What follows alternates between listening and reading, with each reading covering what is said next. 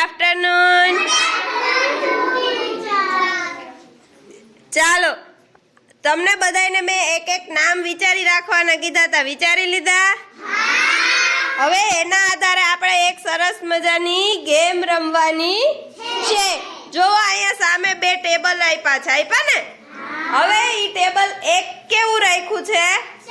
ચત્તુ. અને એક રાખ્યું છે ઊંધું. તો એનું આપણે ત્રાજવું બનાવ્યું છે, બરોબર ને? હવે આમાંથી તમે જે વસ્તુના નામ વિચાર્યા એના આધારે આપણે સરસ મજાની એક ગેમ રમીએ. ચાલો હાલો કુલદીપ, તું શું બન્યો? તે શું વિચાર્યું નામ? કેળા. હાલો આગળ વયા જાવ. હાલો દર્શન, તું શું વિચાર્યું? ચોક. ચાલો હવે જોવો તમારી સામે કેળા અને ચોક હોય, બરોબર? હવે એને આપણે ત્રાજવામાં મૂકવાના છે. હવે કેળા છે અને ચોક છે, તો ઈ બેમાંથી વજન વાળું કોણ? ભારે કોણ? કેળા. તો આપણે ત્રાજવામાં મૂકીએ તો કેળા છે ઈ શું થશે? નીચે બેસી જશે કે ઊંચા રહેશે? હા, કેળા છે ઈ નીચે બેસી જશે. તો ચાલો ગોઠવાઈ જાઓ. કેળા છે ઈ નીચે બેસી જશે અને ચોક છે ઈ ઉપર રહી જશે. ચાલો બરાબર ગોઠવાણા છે? ઓકે, ચાલો વેરી ગુડ.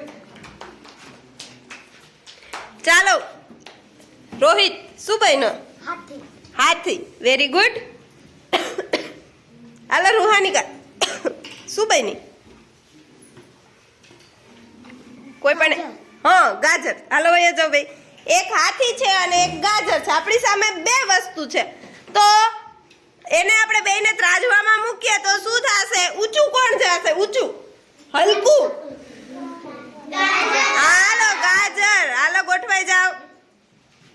ગાજર છે ઈ ઊંચું જશે અને હાથીભાઈ છે ઈ બેસી જશે. સરસ. ચાલો આવી જાઓ. ચાલો આશા, શું બની? કેરી. Very good. ચાલો નવ્યા, શું બની? વાંદરો. હાલો આવી જાઓ. ચાલો એકમાં કેરી છે, એકમાં વાંદરો છે, તો ભારે નીચે કોણ જશે? ભારે વાંદરો. તો વાંદરો છે એ નીચે બેસી જશે. હા, કેરી ઊંચી જશે. હાલો ગોઠવાઈ જાઓ. હા વેરી ગુડ.